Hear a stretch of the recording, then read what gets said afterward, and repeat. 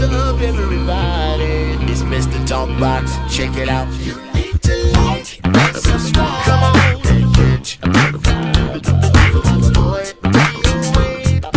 DOA playlist.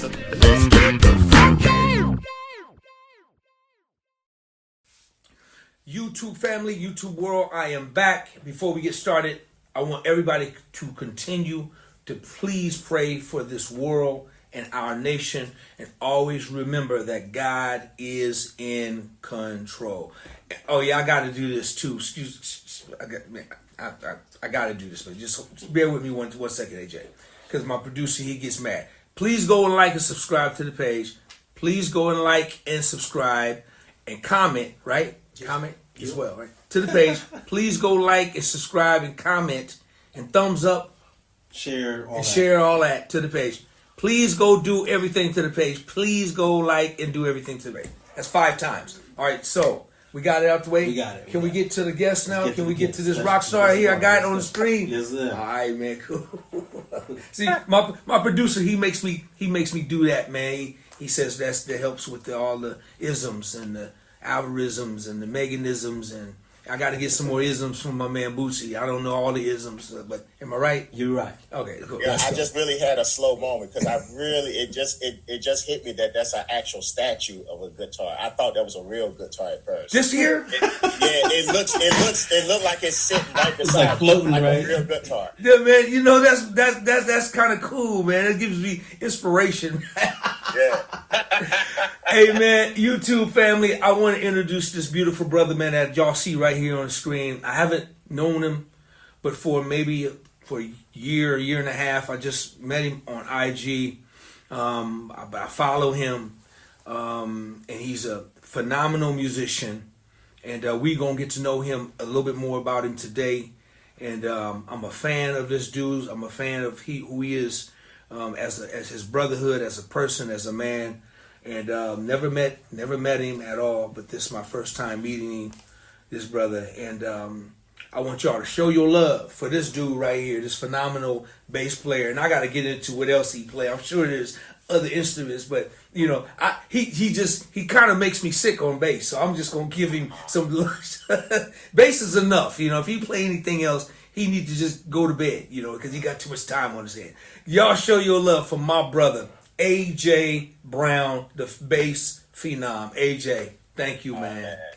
Man, thank you, man. Thank you for having me, man. It's such an honor. Such an honor, man, for sure. Man, it's my pleasure, bro. I'm glad that you're here hanging out with me, man. And you know, y'all gotta follow AJ. AJ, real quick, give your Instagram, just real quick. How can they follow? Okay.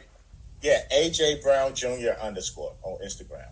Okay, you guys got to go and follow and like this brother, follow this brother, because this brother every Friday, this brother do a Funk Friday, and he kind of gets on my nerves because I'll do a Boogie Wednesday and I think I'm doing something special. Then here he comes with Funk Friday. I'm like, this dude. Then I come back and hit this. Then he comes back and he uppercut. Then he give it left, right. I said, man, this dude. So I instantly just became a fan of his playing, and I said, man, I gotta have a conversation with this brother, get to know him, have him tell a little bit about his story. I know it's phenomenal. So AJ, man, welcome to the platform, man. Welcome, brother. Thank you, man. Yeah, the Boogie Wednesdays have definitely inspired me, man. Cool, man. Cool. I feel the same way. I be like, oh my God, especially when you break out the coin. I'm like, that coin is undefeated. Get out of here, man. Listen, AJ, man, first of all, let's get started like this, brother. Where are you from, brother? So I'm originally from Durham, North Carolina. It's a city right outside of Raleigh. So it's actually a triangle area. You have Raleigh, Durham, Cary. And so just to break it down, you know, Raleigh is where NC State is, the college. Durham is where Duke is. And then Chapel Hill as well is part of the triangle. Chapel Hill is where UNC is. So just to give you a bit of the college rivalries, you know, the areas that we're in, it's all probably within 15, 20 minutes from each other. Cool. Let's do this, man.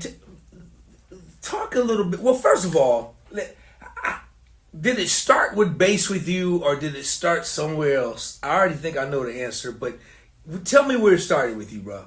Yeah, so it absolutely started with drums for me. Why did I know that, Mayo? Why did I know that, bro? Yeah. All the great ones play drums. I can't play a lick of drum. See? Go ahead, man. I don't consider myself a drummer no more either.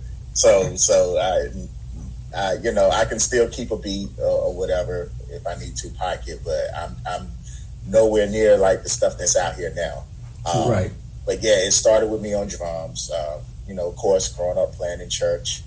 But then my dad was a bass player, and so that's where, and he was my hero. So man, whatever he was doing, I was always trying to do. If he was playing bass, I wanted to play bass. He's sports as well, so of course I wanted to do sports. Whatever my dad did, that's what I was about. So bass, of course, the attraction, just like most people, is the slap. Whenever I saw him slap, and he had that old school Louis Johnson slap, so he was like out here with it. It was that. To this day, I still can't do that, but he was that kind. That was his era. So that was his thing, and so that's what attracted me to the bass. I used to always see him jamming on that, and of course he played keys as well. So it always sucked for me whenever a keyboard player wasn't in the room and he had to play keys instead of playing bass, because I used to be like, man, I'd rather you just play bass, man. Let's just play bass. Let's just do bass and drums today. Right. But let's not worry about a keyboard player. But now that I'm older, I understand how important the keyboard is. So but yeah, so that's where it started with me on drums. So man, if your dad was doing all that, man, was he playing? Did he have a Music Man, man, to go with it? No, he was the Fender P bass guy. Oh, and actually, I still have that P bass that you see me play every now and then. That was his. It's a 74 P bass. Yep. Bro, I was gonna ask you about that bass, man, because that thing sound incredibly good, man. Yep, that was his bass all the way. Yeah, but he probably had that bass. He told me actually before I was born he had that bass. So, yeah, and he played it my entire life up until he passed. That was his bass. Oh wow! I never known him to own another bass. That was his bass. Wow, right on, man. Right on, man. Great story, man. Great. So let's talk about. You started on drums. How old were you just when you just went from drums? Just tell us a little bit about AJ Brown, man. So, of course, I don't remember myself at 2 years old, but they tell me I started playing drums at 2, like I could really keep a beat. And so that's where it really started for me. I guess it was just known that music was going to be, I was going to be specially gifted when it came to music. It was just a known thing. And then about 8 or 9 is when I transitioned to playing bass, started learning playing bass. And by 10, I was able to hold down a whole church service to myself on bass. And from then on, it just went from there. So 10 years old, you were holding down church services. Now, at 10, and let's keep in mind, during those days, it wasn't of the church of today. It was the long that apostolic, that holiness, where what's considered praise breaks today. We did those for 30 minutes straight. So I'm 10 years old having to pull down a walking bass line, for praise breaks, and it was that kind of thing. Wow. So at 10, so AJ, at 10 years old, in your mind, did you know then that that's what you wanted to do for the rest of your life, or when did you realize that that's what you wanted to do? Honestly, probably closer to my later teens, because coming up in Durham, there wasn't really a lot of opportunities So to be honest with you, I didn't know that it was a thing that you could be a full-time musician. Like to be honest with you, yes, I saw guys on TV playing for Janet Jackson, Michael Jackson, or whatever. And in my silliness as a kid, I used to think, oh, okay, cool. They're playing on TV, but on Monday, they're going to work that job. I didn't know that musicians could live a sustainable lifestyle just playing their instrument. I didn't know that was a thing. So I knew, of course, I wanted to play on those stages, but I didn't know that it was a thing where you can actually do this full time or do this for a living. So it wasn't until my later teen years and started learning. First of all, started learning about churches, offering a lifestyle as well. So that's when things started turning. Then, of course, I went to college, and that's where everything turned. Once I got into college, that's when I was just like, okay, yeah, I can do this now. Once you got into college, so was it always church for you, or were you kind of doing secular gigs as well, clubs, some of the stuff, or tell me about that? Yeah, so of course, starting out in church. So my first secular club situation. Sorry, Mom, if you end up watching this, was when I was 14. She has no idea. Sorry, Mom. Hey man, hey, just so you know, this show will get people in trouble, so it's okay. Yeah. No, it's all good. I'm not. She definitely know the guys that I was with, so I'm not going to call their names. But yeah. So I remember being 14 and playing my first secular R&B show, and it's just I don't know what it is. Even to this day, it's just whatever gets put in front of me. I just have a thing where I know how to just tap into that. Like if I hear it, I know what to play. I know what to dial in tone wise. I've always had that thing with me, so it never really and even at 14, still I was playing majority quartet. So I am a quartet head. And I will go on record to say that I believe that the best musicians in the world are quartet musicians, even when they venture out and go into other things. It's just something, especially for bass players and guitar players. It's just something about guys that come from that quartet world. When we go into other genres, it's a thing, man. Hey, bro, look. Whenever I tell everybody, whenever I do this, bro, it's 50,000 people standing up giving you an ovation, right? So not only am I doing it, my boy, my producer over there, he doing it. So you got 100,000 people right now standing up. Because all you got to do is talk about quartet music, bro. You win. Yeah, I'm a quartet head for sure, man. Yes, absolutely. Okay, real quick. What's your all-time favorite quartet group, man? Woo! I'm going to have to say Cadence for me. Okay. All right. Much respect. That Live in Memphis 1 changed my life. Okay. Much respect. One of the greatest quartet records ever. Yeah. One of the greatest quartet records ever. Much respect. Okay. Yeah. Okay. But I mean, I listen to everybody. The Pilgrim Jew. I listen to what people today when they say quartet, and when I ask them, I'm like, okay, so you hip to Pilgrim Jews? The Pilgrim Jubilees? And they're like, nah. I'm like, see, you're not really quartet until you know who those guys are. Because they had a guy, I think they called him Big Mike, that played, bass player. Woo. Oh, man. Bruh. I discovered Mike, man, when I was in the third grade on the Jubes record, man. I heard on the radio he was playing, there was a song they did called Step Out. It's a song called Step Out. If any bass player watching, y'all gotta go find this record, Pilgrim Jubilees, Step Out. Third grade, bruh, I thought I didn't know what I was listening to on AM radio on Sunday morning. I said, you've gotta be kidding me. Yeah.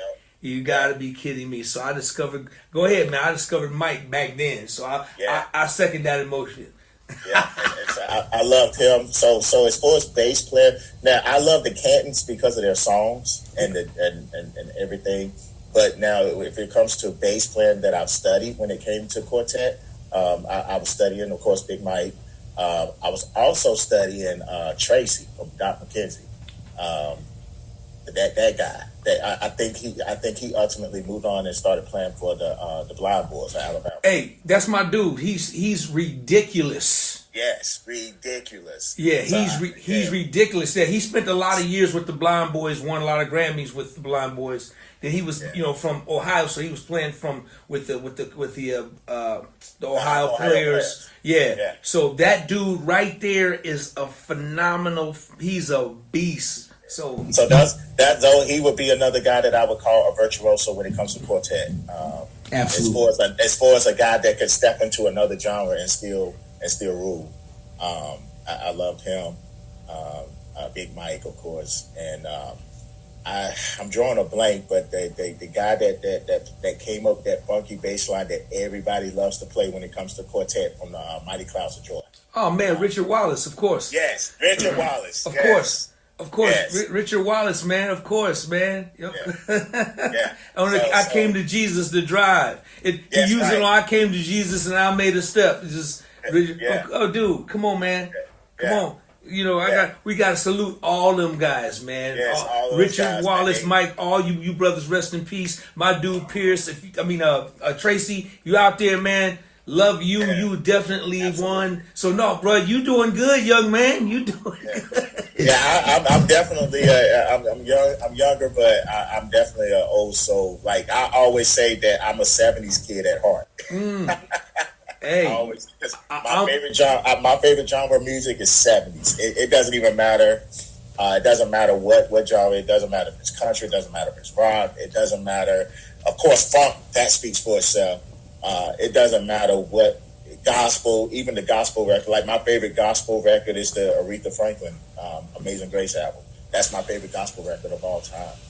And I know a lot of people don't even really understand that, but I challenge it. That's my plane ride music. Actually, I listen to that every time I'm on the plane. I don't know why, but I listen to that record every time I'm on the plane. See, brother, you know what you're talking about, man. That record, no matter what, when, where you at, that record will stop you, man, and touch your soul, bro. Yeah. It's just amazing body of work, man. So just historic. So man, we can talk quartet music all day. We can talk quartet music. I'm a quartet junkie, and man, I do agree with you about playing quartet music, man. And I'm glad, man, because a lot of the younger generation, the newer millennials, man, they're really trying to really understand what that quartet is really all about. And so I get in conversations with them, and they all want to really understand what the real drive is, and they want to understand what the essence of quartet. But they got to understand that quartet was a lifestyle. I mean, when I say it was a lifestyle, growing up as a kid, dude, you just were mesmerized to watch the buses or the vans just pull up and watch them dudes carrying they bag and the clothes, and knowing that they probably just came off the bus, you either getting drunk or gambling, shooting dice. That's right. But it was just something you just fell in love with, man. So it was a really serious lifestyle.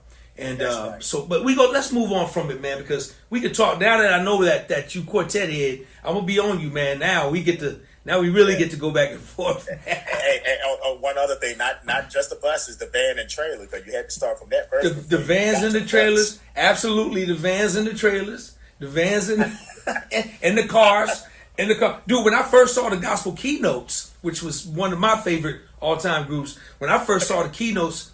As a kid, dude, they were on tour and they were driving their cars, man. My favorite bass player in gospel was Larry McCowan. He's the gospel keynote bass player.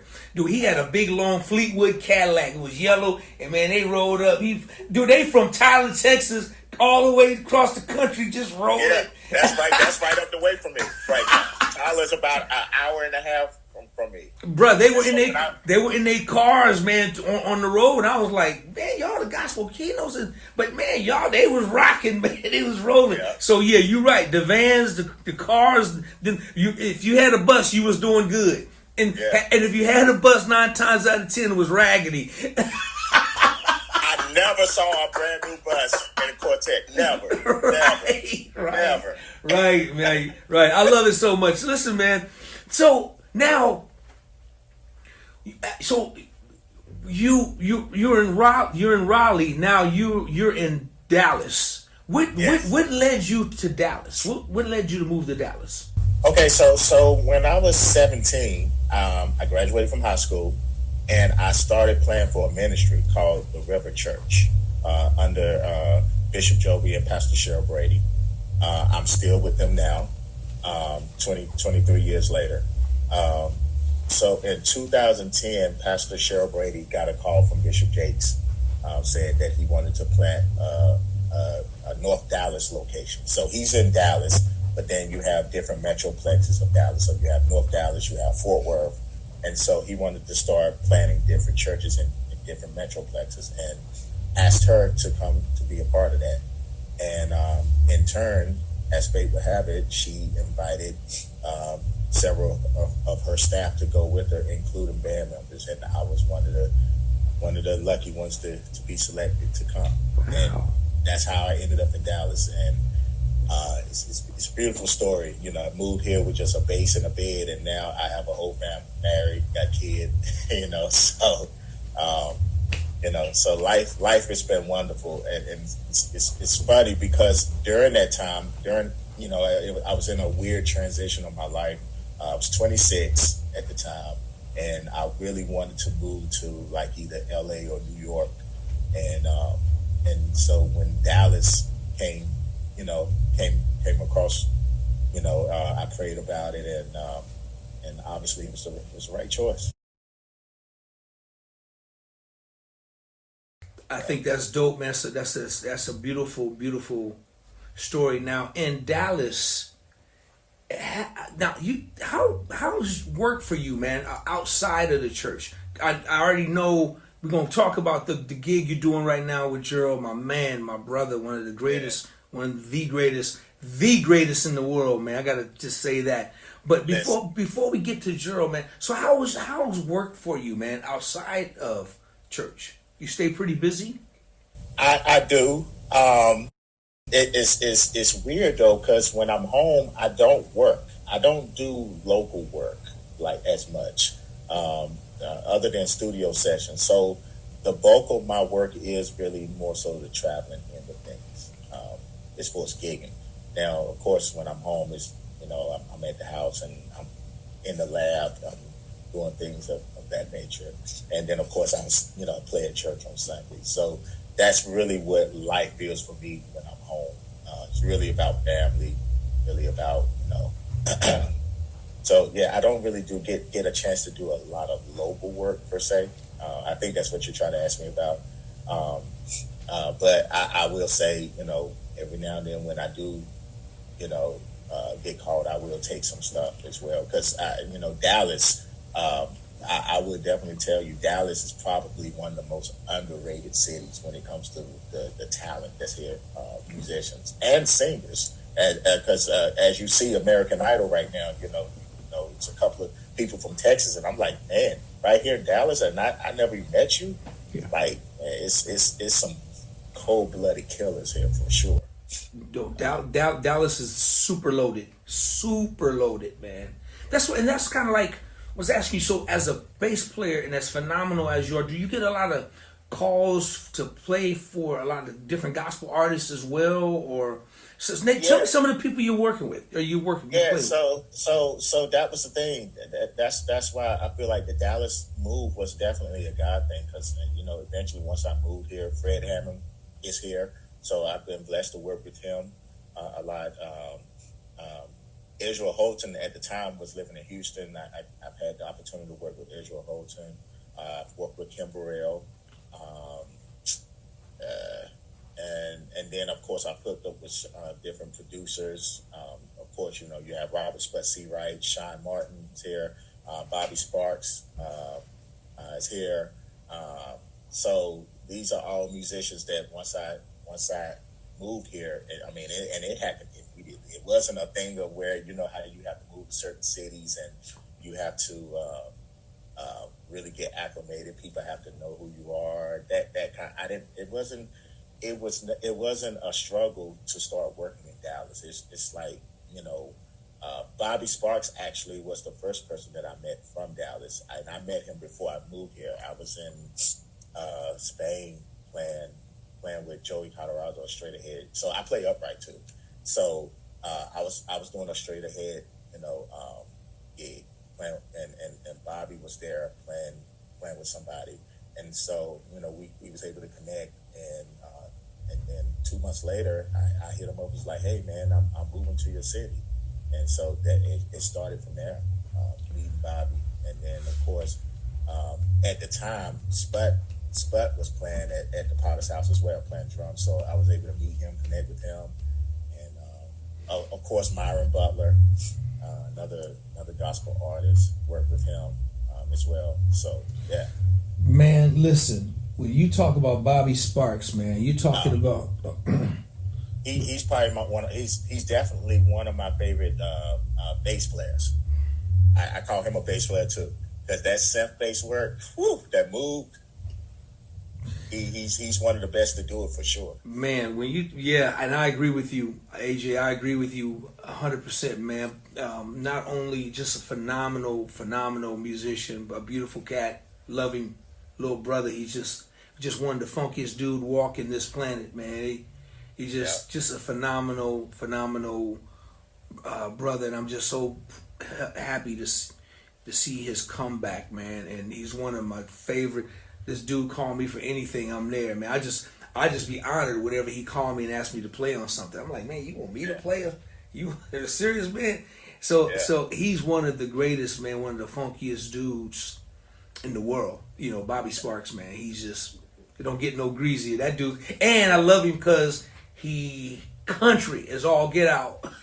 Country. I got stories for days, but I want you to still have your show. So. Let's just say Bob's a wild boy, man. Oh my gosh! So listen, man. Let's talk about Gerald Albright, man. Because when I tell you, man, that I'm a fan and a friend, and he's just one of the greatest of all time, bro. And Absolutely. He's the greatest today. And people gonna get mad at me, but man, I don't give a damn. As I said it, he's great. Yeah. Man, listen. It's fact. I'm playing on the road with him right now, and every show is something different with him, man. And he's in his late 60s. I mean, this man is like, he's literally like my mom and dad. He's in that generation. And he's still relevant, man. He's still, he still can teach the young guys something.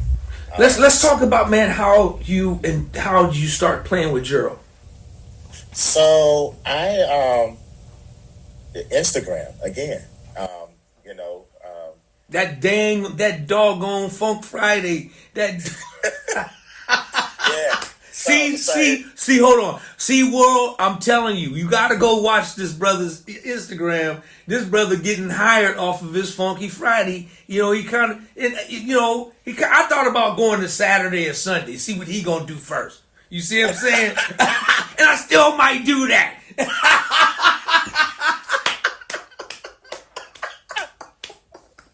Man, that's hilarious. Because every time I think I'm doing something cool, this dude bust out with Funk Friday. I'm like, man, I can't win. That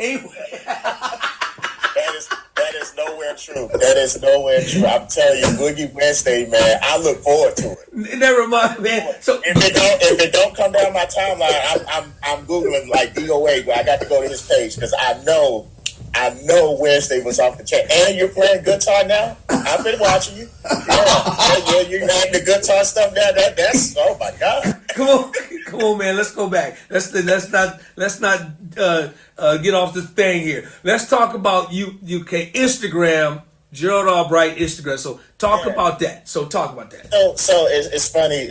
Probably about a couple years ago, I noticed, a couple of my videos I've seen, of course, you, I remember telling, my wife doesn't really know musicians like that. So, like, I remember, one day I saw that you commented or like, and I'm like, babe, DOA just like my video. DOA just, she was like, Funny, man. okay, who was DOA, first of all. And so I explained to her, like, Chucky Booker, Janet Jack. I started, telling her the names and stuff. She was like, oh, okay, that's awesome. That's awesome. Keep doing what you're doing. That's funny. And then,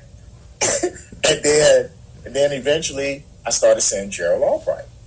And I said, hey, this famous jazz saxophonist named Gerald Albright just liked my video and he's commenting. And I'm like, this is crazy.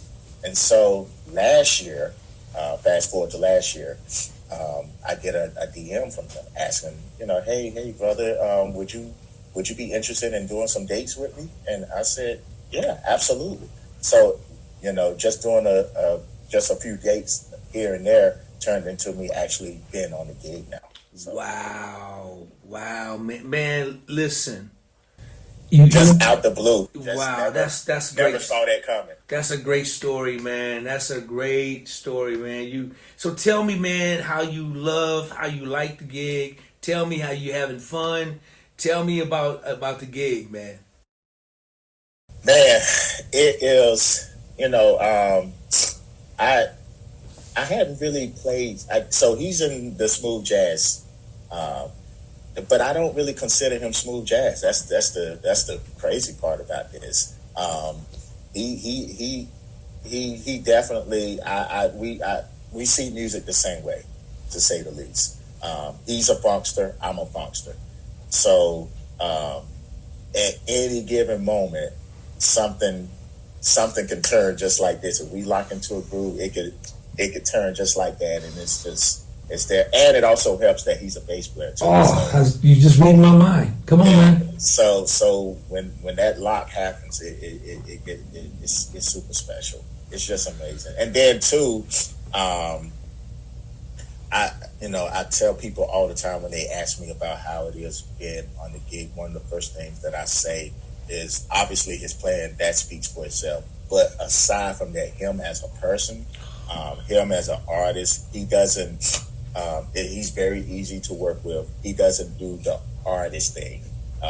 He's very down to earth. He's just very cool. Like I said, he's just it's like an uncle or a dad. He's gonna make sure the guys. He's gonna make sure we're straight. Whatever we need, he's gonna make it happen. So very easy to work with. Man, listen, man. I gotta applaud my brother, man, because everything you saying, man, I agree with you. Man. And you can multiply that by 1,000, man. I agree with you. Just one of the greatest, man. My first time seeing Gerald Albright was at the Roxy. Okay. Yeah, he was playing bass though. He was playing bass behind this. She was an actress at the time, but I didn't even know she was a singer. And I want to say her name was Ren Woods. And I was just, she was cool. But I saw this brother on bass, and I'm in LA at the Roxy, just chilling. I was like, whoever that is, man, I would love to get a chance to play like that one day, right? And I was younger, man. This was years ago when I first moved to LA. Yeah. Then I turn around and see this brother, same brother, playing saxophone. And I don't remember where, but I just saw him somewhere playing saxophone. And then while I was out there getting to know people, I met Chucky Booker and Chucky was doing a gig with Gerald Albright. In fact, they were doing Newport Jazz way back then, and they needed a bass player. So I think Chucky told Gerald about me, brought me to meet Gerald. And I gotta tell you something, AJ. And I tell G this all the time. I was way out of my element, man. That was way out of my element for me. I didn't know anything about really, the improv, the whole vibe, Yeah. So When I talk about nervous, man, because he had a band that was crazy, man. His band was just ridiculous, man. And then I think Vesta Williams was like a guest of his on the show. I think something like that. But man, I had to literally like really practice. I was nervous, man, as all get out, man. I was so nervous, man. But Gerald made me feel so comfortable, man. And it was it was a major challenge for me. But I was able to hold it down for him. I was able to. I'm sure if I tell him, if I ask him about that day, he's gonna probably give me a different story. Like, oh man, that brother was killing. No, please ask him. We talk about it all the time. But I was able to hold it down for him, man. And then, man, we linked back up on Soul Trilogy, man, because that's him playing on Soul Trilogy on Chucky Booker's record. And we made history together with that, man. And man, let me tell you, man, I've seen Gerald Albright whip a lot of ass on stage when it comes down to saxophone playing. They don't want the smoke, man. Listen, when we do those festivals, man, we did one festival just not too long ago, and it was a thing where at the end of we were the last show of the evening, and at the end they brought in all the artists or whatever, and everybody went, and Gerald went last, and brother, it was so bad. I asked him, I said, "Hey man, it's almost like you was offended that everybody was on stage with you, man." Hey, trust me, It's like, hey man, you don't have to do like that. You don't have to do that, man. Come on, man. You know what? I'm sure on his behalf, it's not on purpose. It's just naturally, he's just naturally gifted. So, because I've seen that same act. I've seen it a few times. You know what I'm saying? It's not natural. It's just it's just different, man. He plays with so much feel for one. Yeah. And it's just, and you know what I mean? It goes back to what you said. Gerald is not smooth jazz. No, he's not. He's not smooth jazz. Gerald is not Boney James. He's not Kaz. No. He's Gerald Albright, man. Yeah. This dude is everything. Yes. He's everything. And and here's the thing, those names that you call, they respect him. Of course. They know it. Of course. They all know. Man, listen, brother. He's just one of the greatest musicians, producers, bass player. He's just one of the greatest cats I've ever met. But not only that, man, just a beautiful, beautiful, beautiful person, man. That's my brother. Now, for me, it was the Anita. It started way back on the Anita Baker tour.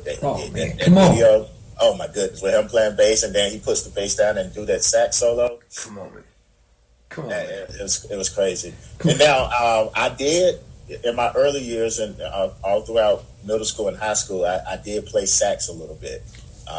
So but I couldn't develop it not as well. So I ended up giving up the sax. But man, good. Thank you. Let me stand up and clap because man, you already played too. You played too much. And speaking on Sunday, I think that too, the love that I had for the bass and drums, as opposed to sax, it didn't amount.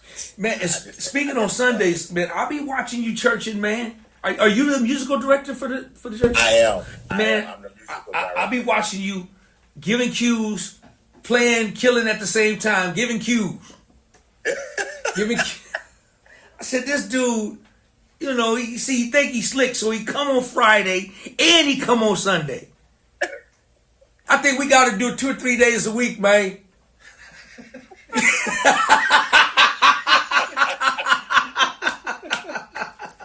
Man, AJ, listen, man. Listen. I was just telling. I just told Mr. Gerald. I said, I got to start back. I haven't done my Funky Fridays in a while now. I've just been life. It's just been crazy. I haven't had time. But sure, understood. I'm definitely gonna come back soon. Understood. Well, take your time. Don't you? Hey, Gerald, keep him busy, please, because he getting on my nerves with it. Okay, man. Listen, bro, AJ, man. As from one brother to another, man, I'm proud of you, man, as a brotherhood, and I'm proud of you that you found a new life in Dallas, man. That you built a family, built a whole new world, man. When I listen to that stuff, those are really great nuggets in conversations like this. and that you took a leap of faith, left your hometown, went out there, and reinvented yourself all over again, man. And it's going to get brighter and greater for you. You're a great musician, man. But even better than that, man, your spirit, man. You're a talented and great brother at the same time, man. That goes hand in hand. You can't. It gets no better than that, bro. It really doesn't, man. And the way you got that gig, the way you got called for that gig, is absolutely amazing. That just lets you know that people are watching, man. People are watching you. And I tell people all the time, man, just, let your gift shine. Don't, play. You never know who's watching you. You don't worry about how many likes you get or how many clicks you get. Just play, because somebody out there may be watching you, and you be like, oh my gosh, I just did this thing. And man, I know a few stories like that. I know several stories like that, man.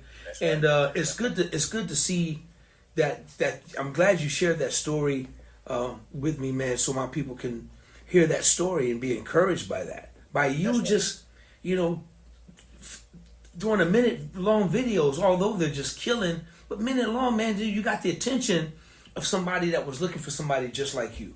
And it's a life-changing experience for you to be playing with a legend, traveling, going places, maybe seeing some of the world that you've never seen before, and expanding your life and your gift. Man, that's a blessing, bro. That is a real blessing, and I'm sure there's more to come, man. And I appreciate you coming on here sharing your gift with me, man. Let's talk about this real quick. Yes. Go ahead. No, I was just gonna say, man, once again, man, thank you again for having me be a part, come and hang out with you, man. Absolutely. And, I think we actually have we're doing Yoshi's. That's you're Bay Area, right? I'm in Sacramento. I'm in Sacramento, but I'm not far. When are you guys coming to Yoshi's? In November. Keep me posted, man. Keep me posted, because I would love to meet you. You guys run like a couple of days. You guys gonna be there, or? Yeah, we're doing like a two day thing. Yeah, I'm in Sacramento, about like an hour, 10 minutes away. Okay, yeah, because I know I mentioned it to Pick Funk, and I told him I wanted to meet you. So yeah, man, that's my guy, man. I love Pick Funk, man. Yeah, man. That's another one. That's another. That's another one. It's so many, man. It's so many, man. I got so much respect for. But real quick, man, I gotta ask you about all that studio stuff you got behind you, bro. Are you doing production as well? Is there an album in the future for you? Talk about what you're doing production-wise. So I just did a live recording for a dear brother of mine. Actually, you mentioned my church. He's one of the praise and worship leaders there. His name is Joseph Anthony. And we did a live recording in March, just a couple of months ago now. And it was amazing, to say the least. And I'm not saying it because I'm producing it. I'm really saying that you might want to watch out for this brother. Just the songs. He wrote all of the songs, and man, he did some great writing. The songs are just amazing. So yeah, I produced it, and yeah, it's going to be crazy when it comes out. We're looking at possibly releasing a single next month. Actually, we're talking about releasing a single. So, looking forward to hearing it, man. Now, are you working on any other production? Are you working on a solo project for yourself, or what's that like? Yeah, I've thought about that, but not in a sense of just like bass playing. Really, just more so just production. I'll bring in artists and just produce the track for the artist, and that'll be, I guess, kind of like what Quincy Jones used to do. That kind of thing. I don't necessarily desire to be an artist. I don't consider myself an artist. I am definitely okay with being the behind the scenes guy. I'll create. I'll create, come up with arrangements. That's my comfort zone. That's really what I love to do. Hey world, no, he's an artist. Y'all go watch the Funk Fridays and watch him churching. This dude is an artist. He don't let him fool you. And even the stuff that I'm doing at the church, I consider that behind the scenes. That's what I love to do. My passion is really putting the band together and just supporting whoever whoever comes to town, or if I need to, we're going on tour and I'm the music director. That's really what I love to do. That's my thing. Good stuff, man. Good stuff. Listen, man. Before I let you go, once again, tell everybody how they can find you on social media. So yes, you can find me on Instagram, AJ Brown Jr. _ and TikTok backwards _ AJ Brown Jr. Y'all, please go follow this brother on all of his social media platforms and supporting. If y'all got a Gerald Albright show coming to your town, please get tickets. Go see Mr. Albright. Watch this funky dude play in the funky band. Oh man, Leon, all you guys been just great. Y'all got a funky band, man. I just enjoy. Oh, yeah. I just enjoy watching y'all go in. Y'all be going. Y'all got some grease just dripping with oil on that stage, bruh. Man, listen, it gets crazy, man. For sure. Man, I love the guys. Like I said, man, I love the guys in the band. Outside of Gerald, it's a 3-piece band, so it's just it makes it easy to travel, and we're really developing a brotherhood. Like I said, it hasn't even been a full year for me yet, but yeah. So, right on, man. Congrats, man. Before I let you go, I gotta ask you this last question. You got 4 bass players. I should ask him about saxophone players, huh? No, I ain't gonna do that to him. You got 4 bass players, man, that you're gonna put on your Mount Rushmore. Give me 4 bass players that you're gonna put on top of AJ Brown, Mount Rushmore. Oof, Jesus, help me. I'm gonna put Jameson up there. James Jameson. You have to. I'm gonna put Anthony Jackson up there.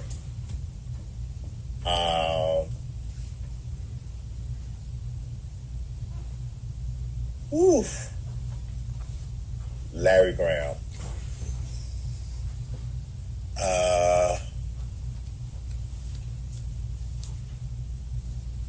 Larry Graham.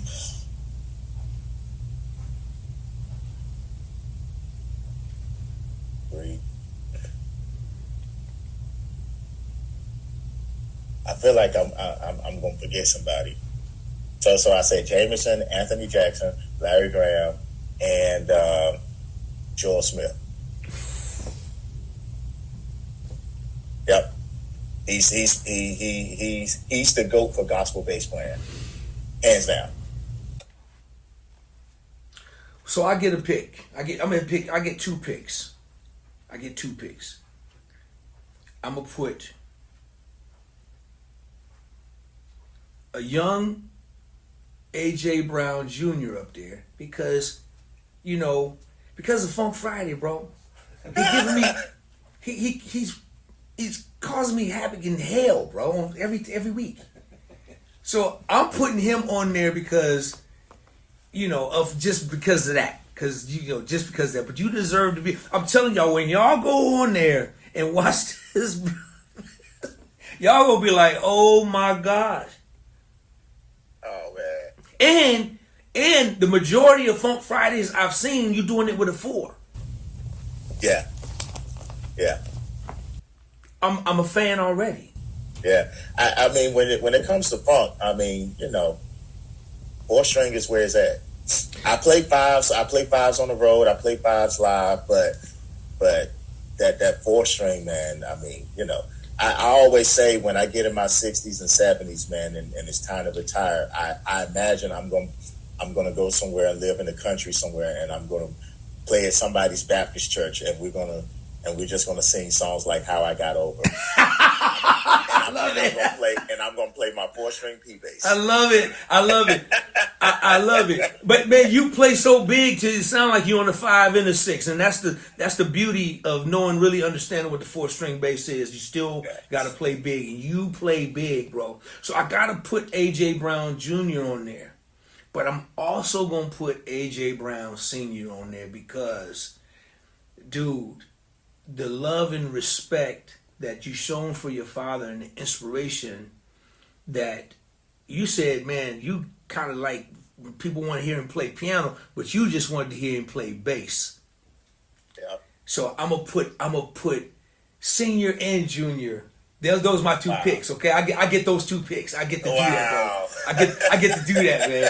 And I ain't never met your father, but dude, hey man, I got so much respect because of that bass you play, 74p. Yeah. Mine's a 71. But mine doesn't have the meaning like yours. You have true meaning behind that. And man, I don't travel with it. I don't blame you. Please don't. I don't blame you. And I've had a couple of times that people be like, "Hey man, we got this session. Can you bring that P bass?" I'm like, no, we can do whatever we need to do there, and then you can send it to me, and when I get home, I can track it on that bass if you need that bass. But wow, I don't travel with that bass. Wow, that's awesome, man. I don't blame you. I couldn't imagine, with airlines and things of that nature, or just. I've had a couple come up missing from travel, so I don't blame you. I've learned my lesson about that. I would never ever do it again. I don't even care if I'm, whatever. It just please keep that one in a safe place, because when you get, I'm sure I probably won't be able. When you get 60 and 70, you saying how I got over and playing that. You be a little older, man. Playing, you might just sit. That's right. That's right. And I'm gonna play it just like Chuck Rainey. Right. Ooh, that's another one. Oh, that's another. Oh, that's my God. Oh my God, that's another one. That's another one, man. You see what I'm saying? Hey, man, it happens, man. Listen, AJ, man, bro, thank you for hanging out with me, man. And you know what we gotta do, man? We should do a video together, man. And then I get a chance to post AJ on my Boogie Wednesday, right? And if it's and then he could also post it on his on Friday. That's right. What do you say about that, man? Is that cool? We call man, it. That'd be great. How you doing, truce, man? Give me the flag. Give me the white flag.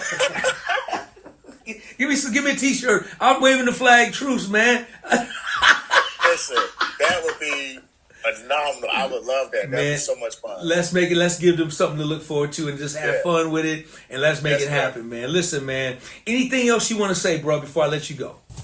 No, man. Like I said, man, it's just.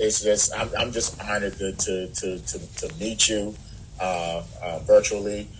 Can't wait to actually meet you in person. Like I said, man, it's been a dream come true to actually meet you, man. Just listen to your body of work, things that you played on, things that you've been a part of.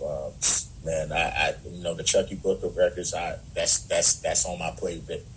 I listen to those records still today. Wow. Often I get a lot of inspiration, even production wise. I still get a lot of inspiration just from listening to you guys. So wow, absolutely, man. Much respect, man. Much respect, man. Listen, keep doing your thing.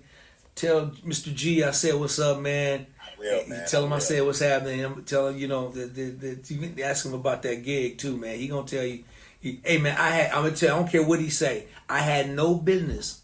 I'm telling y'all, I had no business on the stage with Gerald Albright, Chucky Booker, and all them musicians. No, I don't believe it. But I was able to hold it down, and then I had the solo. Oh my gosh, man! I was like, oh. And even to this day, I don't like I said, it's that whole. Comfortable with being behind the scenes. I don't even like doing bass solo. Wow. I don't like them. I'm cool with just holding it down. Holding it down and giving a little something here and there. But to actually carry a whole solo, I don't. Wow. Yeah. Understood, man. Listen, man. Before we go, I got to do this one more time. Y'all, please go like and subscribe to the page. Please go like. Subscribe, share the page, like and subscribe to the page. Please go and like and subscribe to the page. AJ, hit one for me. Hit that last one for me, man. Please go. I don't know what's the last one. And like and subscribe. Hold you. Let's try it again. AJ, hit that last. AJ, hit that last. We gonna bless a blooper, right? We edit that. Yeah. Actually, we're gonna keep it. But pretend like, yeah. AJ, hit that last one for me, brother. Please go like and subscribe. Yeah. Yeah, boy. He said you nailed it one time, no practice. No practice. Hey, YouTube, thanks, YouTube world. Thank you for hanging out. Once again, continue to pray for this country. A lot of people are hurting right now, and just always remember that God is in control. He's the big boss. He's the big president. There's nobody greater, and He's in control. So, y'all, thank you for hanging out with me, and I want y'all to show your love for this brother right here. And I'm telling you, if there's a Gerald Albright show, go catch the show. All right? Show your love for my dear brother, Mr. A.J. Brown. Give it up, y'all. Thank you so much, man. Thank you, man. Thank you. DOA playlist.